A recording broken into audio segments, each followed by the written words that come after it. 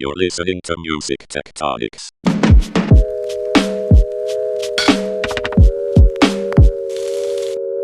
Hey everyone, thanks for joining us for Music Tectonics, the podcast that digs below the surface to uncover what's shifting at the intersection of music and tech.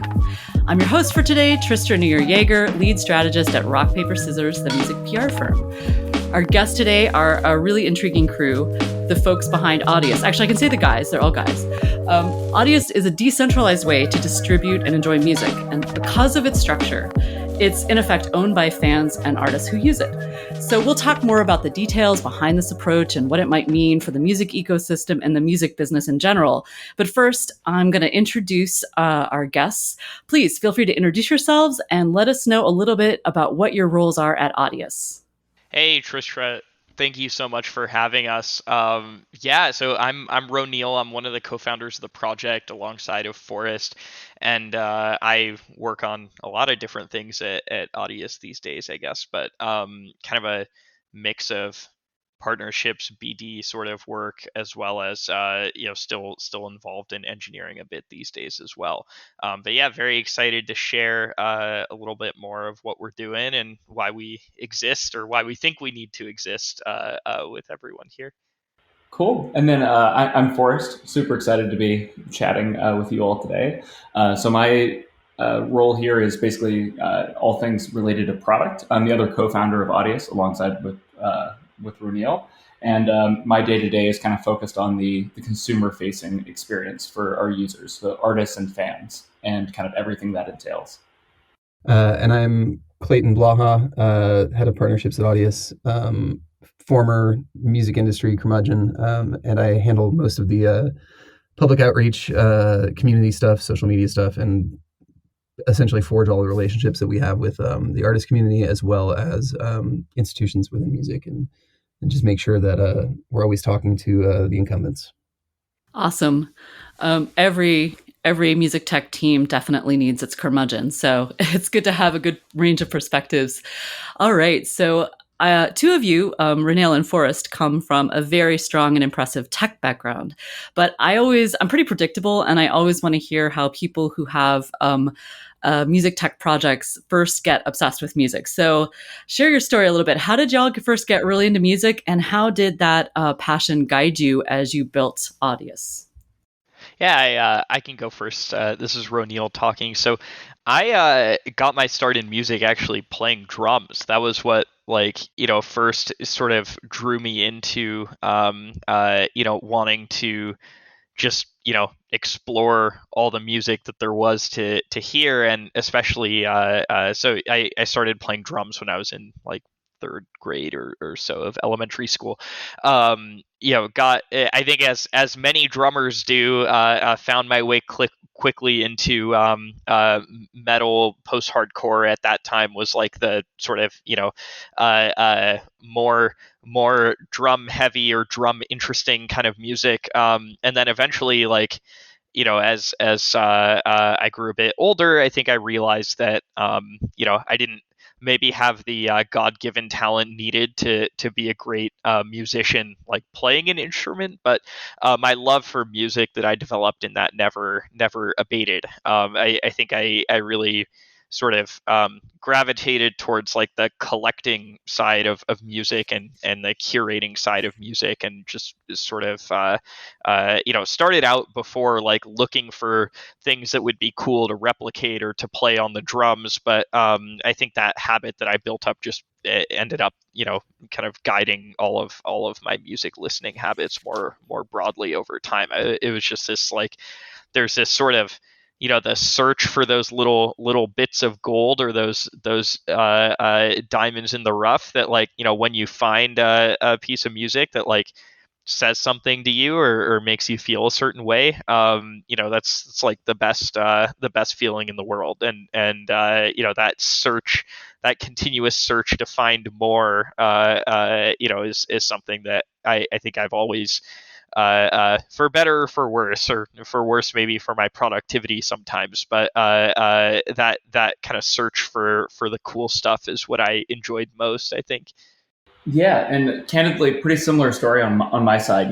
Grew up playing a bunch of instruments, in school and things like that. But it became fairly apparent early in life that similarly, I don't think I necessarily had the God given talent that was going to go anywhere. But then going into college. So Roneil and I both met at undergrad, studying computer science, and even back then, our friend group was definitely sort of like a power user ecosystem for SoundCloud, and then these social networks that were kind of built on top, like Hype Machine and others. So even back then, I think we were kind of like super interested in these underground playlists, underground sets, kind of like sharing stuff that hadn't totally broken out yet.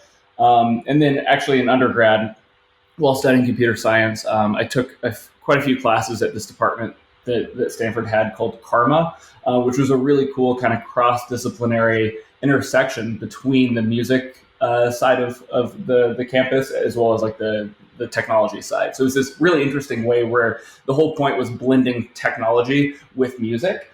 So was able to take a lot of these classes that were about like how do you build, for instance, like 3D visualizers that represent different frequencies. And, it just really started to kind of geek out on the tech that would underlie synthesizers and all sorts of other, music, digital instruments. How about you, Clayton? What's your background?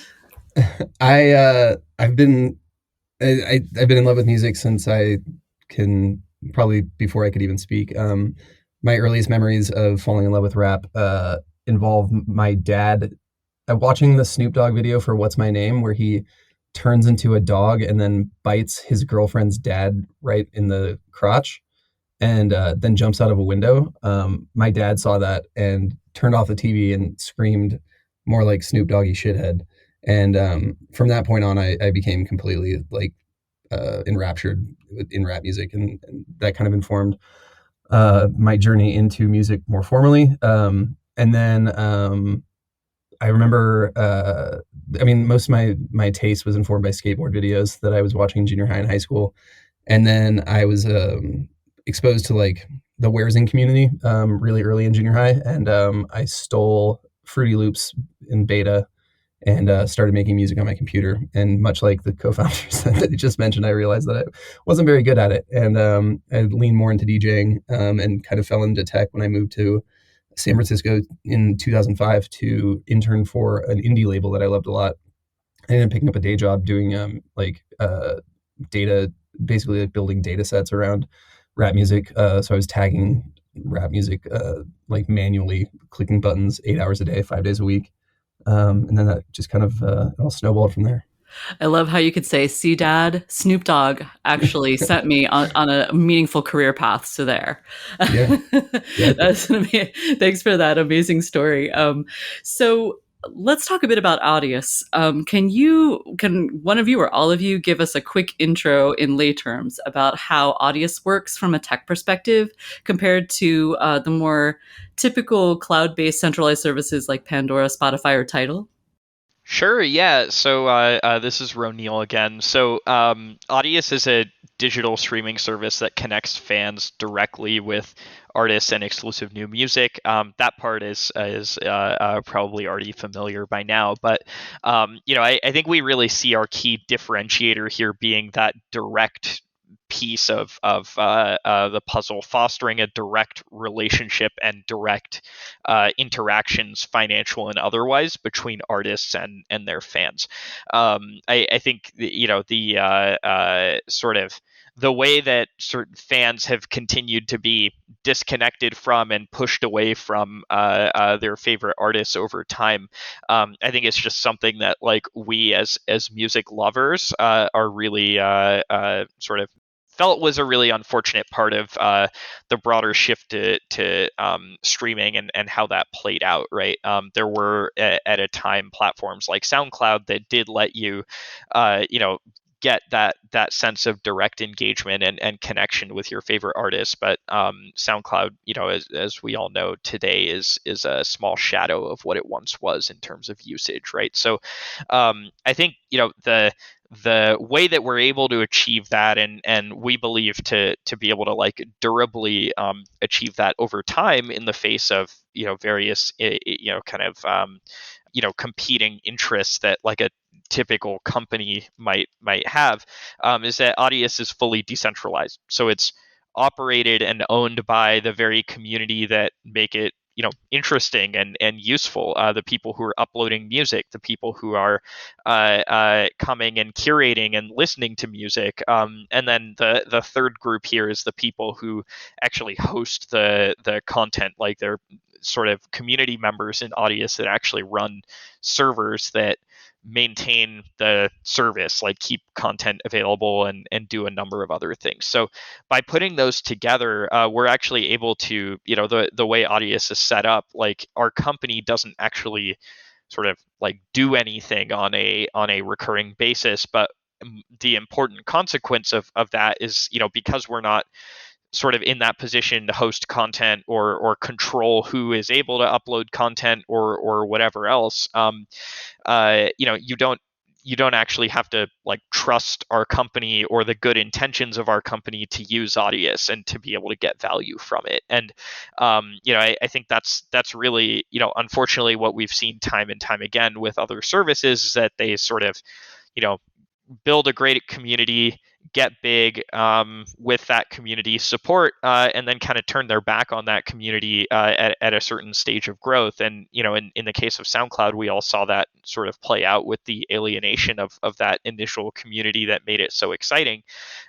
With Audius, like we actually can't, our company nor us as individuals are capable of making changes to Audius that might not serve the community. Everyone in the community actually has a vote on and a say in the future direction and evolution of this system. So yeah, we're really excited about all of that. But yeah, I think with respect to how we fit into this broader tapestry of other music services, things like this, I think we're really Audius is really positioned to be the place that artists share things directly with their fans. So think like early works, maybe releases that don't make it onto the album, things of that sort of nature have been, I think, the things that our community gets really riled up and excited about, because it's a chance to really get that glimpse or that connection with the artist's creative process, and also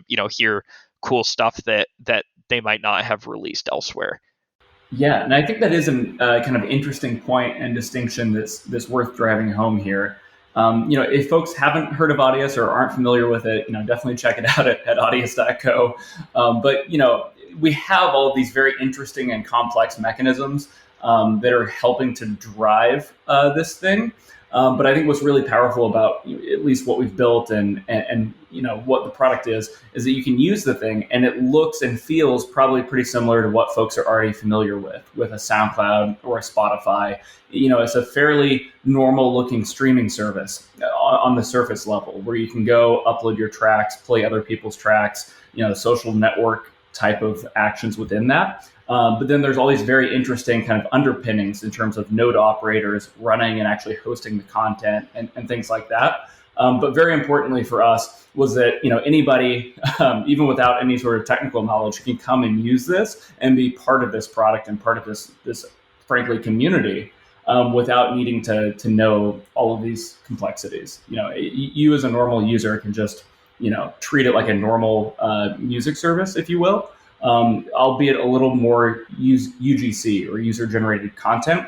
I think this skews a little closer towards like a YouTube for music than it does almost like a Netflix for music, if you will, which is I think what Spotify and Apple Music are. We're a little bit more for the underground community. I love it. That makes a ton of sense. We're going to take a quick little break here and come right back and talk about exactly how you set up the community so that it can function relatively smoothly. I have some exciting news for music tech startups. Applications are open for our second annual Music Tech Pitch Competition, part of the 2021 Music Tectonics Conference. We've teamed up with BandLab to make this year's event even more awesome. So here it is. BandLab presents Swimming with Narwhals, a music tech startup competition. Startups across any part of the music tech ecosystem are invited to apply, with a new additional emphasis on music creation and fan-facing companies. Apply at musictectonics.com by August 16th, 2021. To be eligible, your startup must have a valuation under $2 million US, and you must purchase a conference ticket. Luckily for you, tickets are available at an early bird rate of $69 through August 2nd, 2021. Our jury will select 10 semifinalists to pitch at Music Tectonics online pre-conference events. 4 finalists will then go on to pitch at the online conference, October 25th through 27th, 2021. Best of all, BandLab's investment arm, Caldecott Ventures, has earmarked up to $50,000 to invest in one of our winners. We won't throw you in a ruthless shark tank. We invite you instead to swim with the narwhals, the unicorns of the sea. Learn more and apply at musictectonics.com. All right, we're back. I want to ask you guys a little bit about how exactly you allow the community to govern itself on Audius. I mean, online communities can be weird, unpredictable, rowdy, crazy stuff can happen, but you have an interesting system that helps keep things chugging along in a fairly rational and productive way. So can you explain that system, especially for people who are not familiar with things like tokenization or the cryptocurrency world, for total newbies? How does that system work? Yeah, totally. I mean, I think, the way Forrest was able to talk through it, like, really sort of drives the point home. Like, the great thing about Audius as it's set up today is that, you can upload content to it, you can listen to content, you can engage with content, you can, search for and find cool stuff, make playlists, do all these things without ever knowing that there's any crypto there, like at all. So I think that is a really important sort of part of this whole puzzle, and the reason that there are nearly 5 million people using Audius on a monthly basis right now is that folks, there aren't all these hurdles that we typically think of and associate with crypto, right? The managing the wallet and the key and the doing all of this. We've managed kind of on the engineering side, I think, to build things in such a way that you don't have to know how to do all those things to be able to get value out of Audius. So yeah, I mean, with that said, there are some aspects to Audius that, as you go deeper, there's sort of this choose your own adventure mentality that we've taken, right? Like, there's sort of a spectrum of complexity that users are able to, either expose themselves to or not expose themselves to over time. And I think we see that as in most user cases, it's like this progression, right? Like, they're the user that's like, I want to go deeper and deeper and deeper. There are sort of these layers of the onion they can peel back and operate at any level of the system they might care to. But the typical, things we see there around the Audius token, which for just for everyone's context, is this cryptographic token that backs the Audius network. You can think of it like kind of a transferable right to do business within this ecosystem, I think is the best analogy or explainer. Think of it almost like a taxi medallion or something to that effect. So if you hold and use a sufficient number of those tokens, you can run a server, for example, and host content for other people and earn fees in exchange for that. As an artist, you can, if you hold a sufficient number, you can access features that enable new forms of distribution. So, for example, to get the sort of NFT tab within your Audius profile that lets you show off all the cool NFTs that you may have purchased or issued yourself or what have you. Same thing there. Like, if you hold and accumulate a sufficient number of those tokens, you're able to show that feature.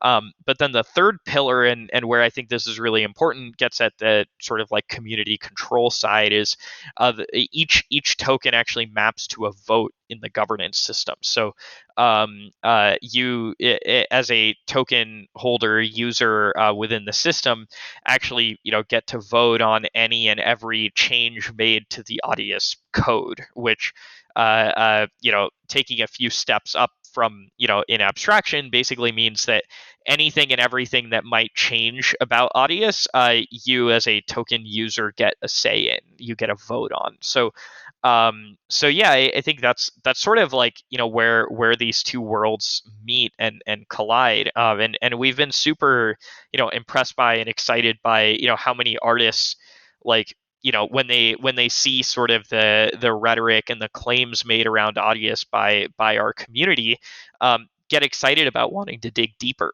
right? It's like this this kind of bottomless rabbit hole of like, as a community member, if you want to be productive within Audius and contribute value, the network will like pay you back, in spades in return for the effort that you put in. And I think, for the right people, in our community that have emerged and stepped up as community leaders, it's been this really fantastic opportunity, right? To really like own, as a creator and an artist, like own your own means of distribution.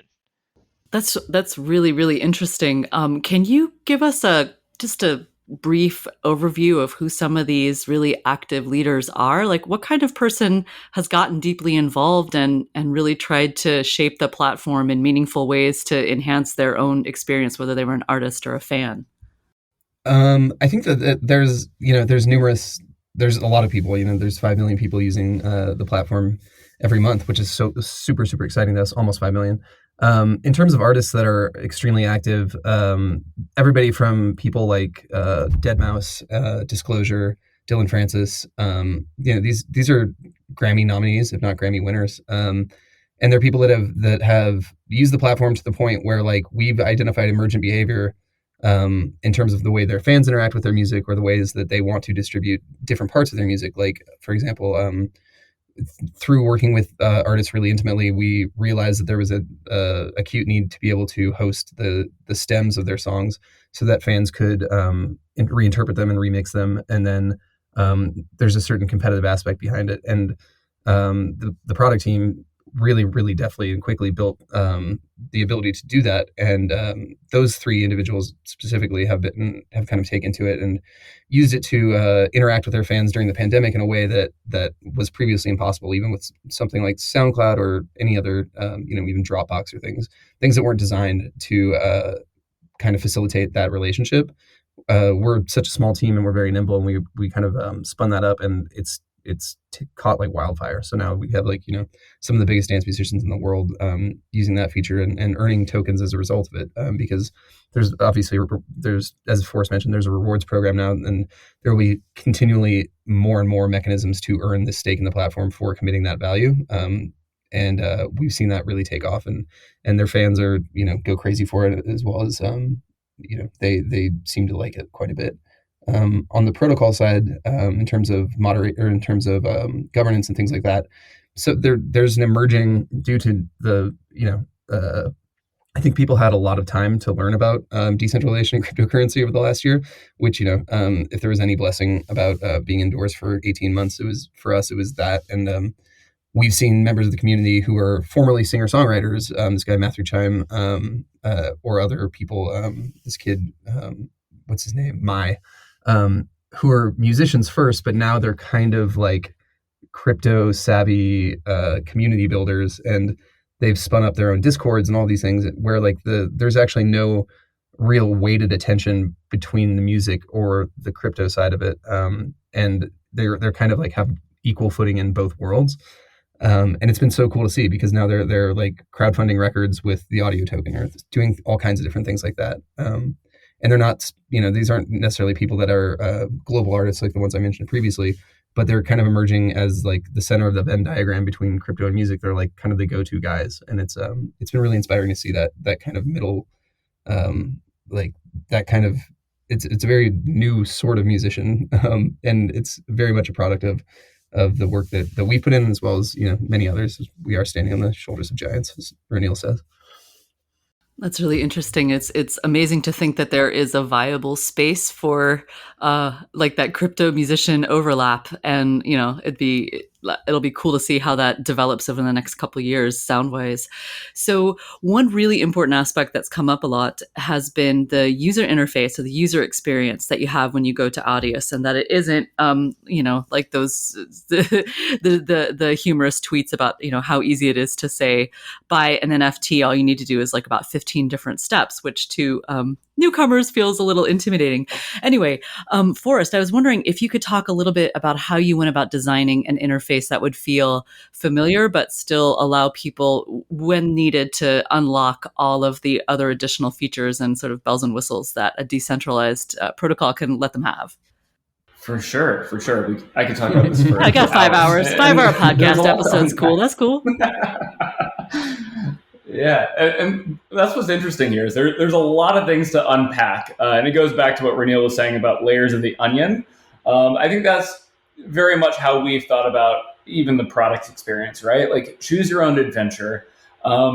For us, the starting point was how do we make something like that, at least in the very beginning, right out of the gate, looks and feels like every other music service that they're used to. Right? I think that was sort of the starting point for us. And the product's been out for about 18 months. I would like to think that when we launched it 18 months ago, that's kind of where we were. And since then, of course, we've layered on a lot of really interesting things, and we've built up from that foundation. So Clayton was talking about, our NFT showcase that we've added. There's a whole bunch of stuff that we're building on top of that. But, what we decided, at least from day one, is we have to have a foundation which is on par with all the other services out there, which sounds like a fairly easy task. And it's like, okay, well, everybody else has managed to do this. Why can't you guys? But the interesting part here is, even though it looks and feels like all the other services that you're used to, behind the scenes is entirely different. And, we could get really deep into the technology, but there's a whole hell of a lot of moving pieces there. And it sort of requires us, from a product perspective, from a design perspective, from an engineering perspective, to put in the work to kind of like smooth over those rough edges and make the experience what you're used to. The reference or the joke I always like to make is that a lot of these crypto projects have something where, to sign up, it says, oh, first go read this Medium post. And, you have to click and you go read this, you have to read a 300-word Medium post before you can figure out how to sign up for the damn thing, right? Like it seems somewhat actually, I think, arrogant from a product perspective or even from a user acquisition perspective that users would have to go educate themselves on how to use your product. I think that's kind of lazy, candidly, from an engineering and a product perspective, right? It's on us to do what's probably a lot more work behind the scenes in order to make it so that you don't have to read that Medium blog post to figure out how to sign up. And it's not an easy feat. It's not something that, like, I understand why other folks in crypto don't do it because it is a total pain. But it is how we've gotten at this point, almost 5 million monthly active users, because, we are a small or medium-sized fish in a big pond, which is the entire music industry, right? And I think a lot of these other crypto projects, even the best ones, end up being big fish in a small pond because the whole pond is just the crypto community. Because it doesn't matter, how cool the functionality is, if people can't figure out how to even sign up for the thing, like you're never going to get mainstream adoption. And that was rather the kind of status quo when we started this thing in 2017, 2018. There were other projects, there were CEOs and founders that were up on stage at some of these conferences, talking about how cool it was that people were using their app and all the crazy, experiences people were having. But then, and this happened a couple different times at conferences, they would talk about their sign-up funnel. So sign-up funnel is just kind of a tech jargon phrase for the steps that people take to sign up for an account. Like put in your email, put in your password, upload a profile picture, all those kinds of things. And the problem was to do like operations on the blockchain.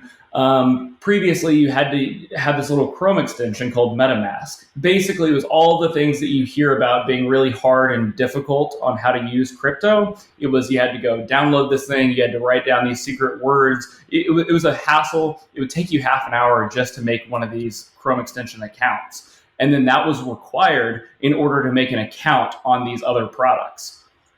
And so the CEOs and founders were up on stage talking about their sign-up funnels and the funnel conversion, like the number of people that actually started the process to actually finished it. It was something like 1% Wow. or 5%. And so what that means is for every 100 people that would try to make an account, 5%, five of them would figure out how to actually make the account, because the other 95% weren't crazy crypto savvy. And even though they were trying to build a product for the mainstream, if 95% of people are falling out of your funnel, it's not going to happen. And so we came at this from a first principles perspective, thinking about how do you build a consumer experience that everybody can use. And if you have a 95 or 99% fall off in your funnel, you're going to be dead on arrival from a social media or music streaming service. That's amazing. And to add to that, it's like in terms of the artist experience and even listeners, it's like if we're working with and facilitating the distribution of music that came from the very small amount of people that have put in the 10,000 hours to make great music and the 10,000 hours to learn about crypto, we're only going to have 100 people using the platform.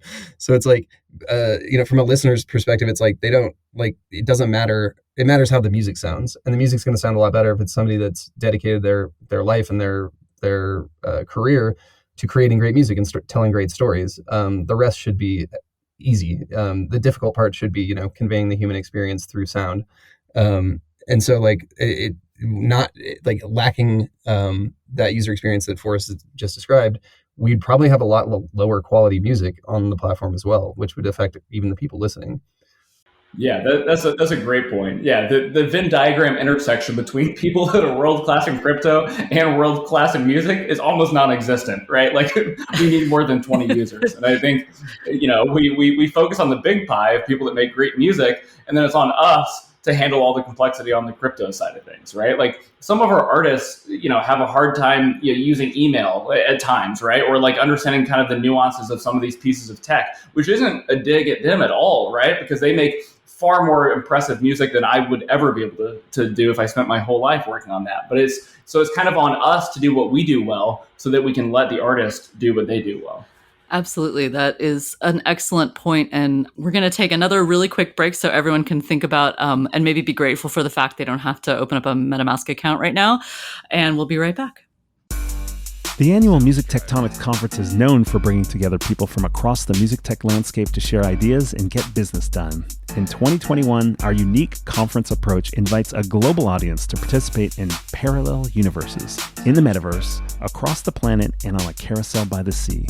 Mark your calendar for online events October 25th through October 27th, and in-person events outdoors by the sea in Los Angeles on November 2nd. We're maximizing what virtual events do best with two unique platforms. In the morning, we'll bring together dynamic and interactive panels of thought leaders plus our world-famous speed networking, so you can share ideas and build relationships frictionlessly across time zones. In the afternoon, we'll add even more serendipity as we invite you to the metaverse. Join us for that feeling of togetherness as you move your avatar through the crowd at a musical instrument demo, drop into the virtual expo hall, or strike up a chance conversation. Don't just talk about innovation in music, experience it at a conference like no other, Music Tectonics. Learn more and get a special early bird ticket price starting June 1st at musictectonics.com. Okay, we're back. And now we get to the fun part, gentlemen, at least from my perspective. So people talk a lot about the operational or financial side of crypto, blockchain, decentralized, Web3, whatever a fun title or name we want to give to it.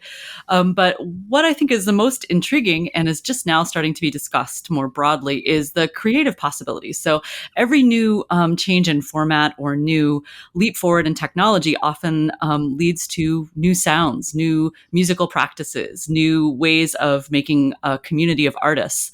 What are you guys seeing on the platform that gives you hope about the creative promise of a decentralized community like Audius? I'll jump in.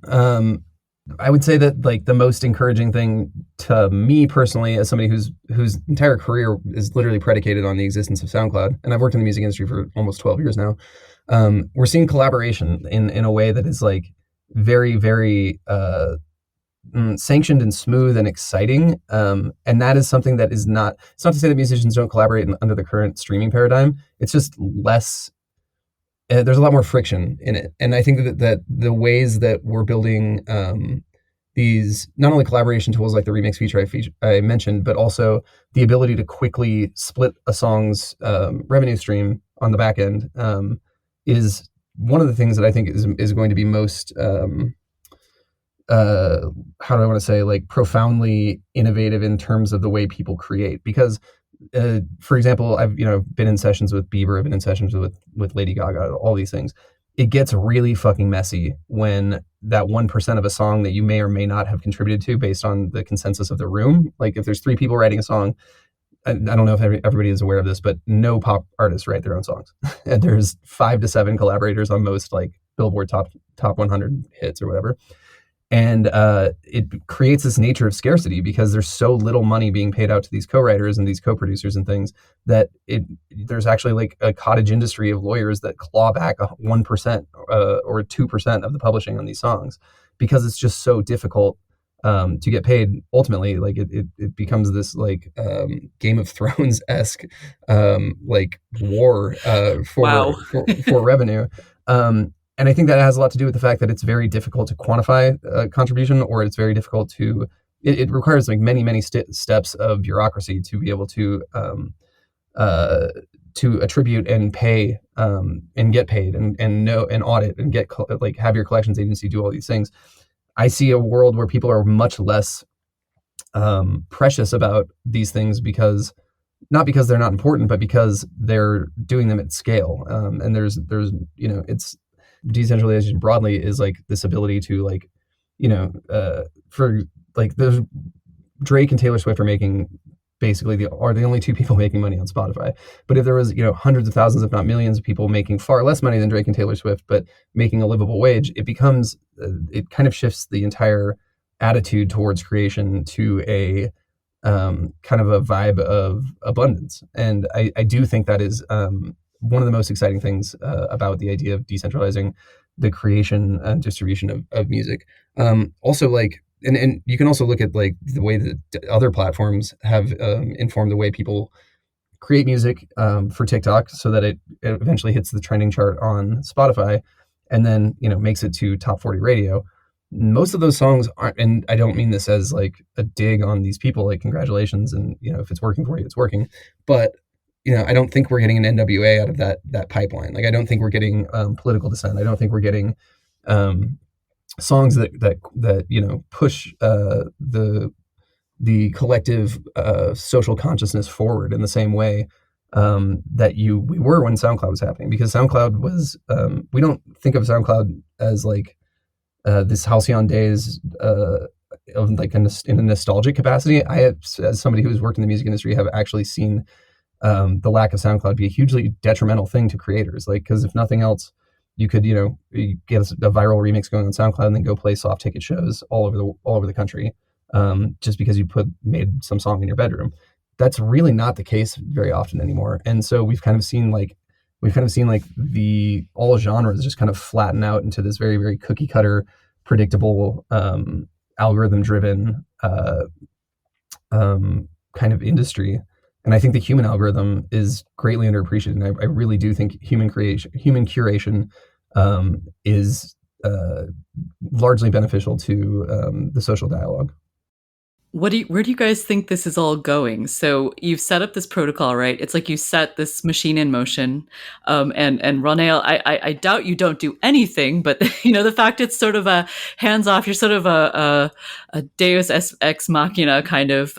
That's not, I don't get to say that on the podcast very much. But you guys are kind of outside of this community that's evolving and working together.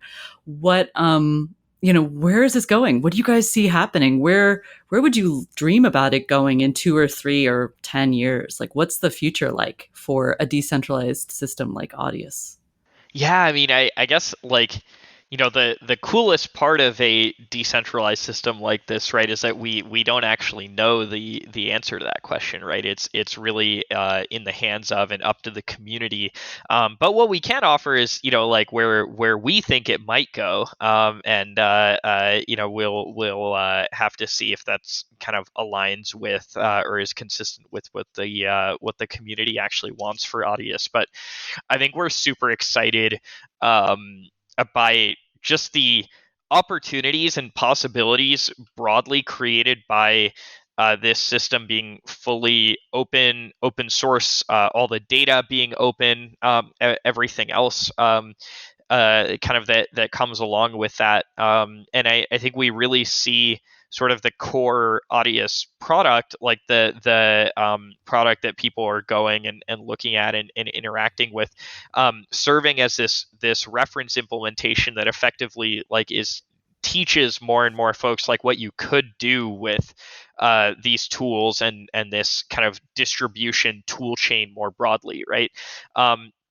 So there's sort of that aspect, right? Like the kind of complete openness to developers and development. Like we would foresee the future of Audius being this kind of like clearinghouse or gateway of sorts for that artist fan relationship, and enabling the artist and creator who owns that relationship to use it in any way they see fit in any other application they may see fit, right? So think like if you could connect your concert ticketing system up to Audius so that you could identify the fans that are listening to your content in a given location near where, say, a concert may be happening, and market to them directly around that, right? Like that sort of vision of being able to connect all this data together and use it to your advantage as a creator, I think is the natural consequence of this kind of open approach, right?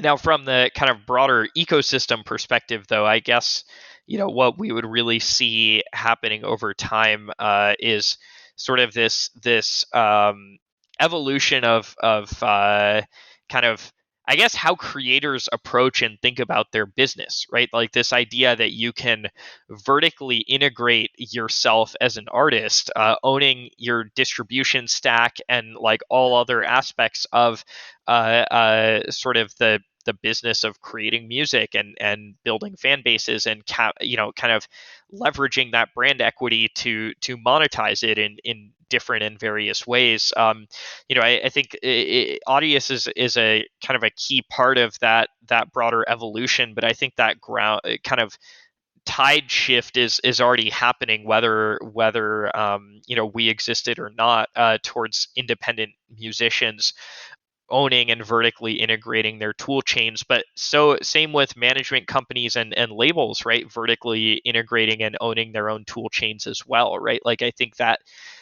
kind of shift is already happening before our eyes, but I think continues to will continue to intensify as tools like Audius make it more possible and easy to kind of like take those steps, right? I think there's a future world where the music listening experience that someone listens to effectively doesn't end up mattering, right? If everything is pulling from a shared common catalog with sort of clearly and transparently defined like rights and sort of licenses with respect to how that content can be consumed or listened to, right? Like as a artist or a rights holder, you don't actually have to know where your content is being listened to or in what application or interface, right? So long as someone is actually like remunerating the correct amount of payment or whatever it may be to unlock that content. So I think that's really like where we see, I guess, Audius going in this broader kind of shift. But I think that shift is happening, with or without Audius, right? If it weren't us, there would be, 15 other things, and there are 15 other things in other verticals, right? Going after this same sort of kind of opportunity around vertical integration and decentralization. I think we are kind of the clear leaders around streaming and distribution, but very excited about a lot of opportunities folks are working around say like concert ticketing, for example. Creator tools is another one. Like I think all of these sort of aspects of that supply chain of music, if you can even call it that, are sort of being kind of overhauled and renewed for this kind of new cycle of creation and innovation. Awesome. Thanks so much. This has been really, really interesting, guys. And I love how far we've ranged in just a short 40 some odd minutes. Thanks so much for your time and your insights. Thanks for having us. Thank you so much for having us. Yeah, thanks so much. Thanks for listening to Music Tectonics. If you like what you hear, please hit subscribe on your favorite podcast app. We put out new episodes every week. Want more? Find it at musictectonics.com. You can dig deeper into this episode, learn about our annual conference, get the Music Tectonics app, and sign up for our newsletter. Musictectonics.com has it all. Also, look for Music Tectonics on Twitter, Instagram, Facebook, and Clubhouse. And connect with me, Dmitry Vitsa, on LinkedIn. Peace. You're listening to Music Tectonics.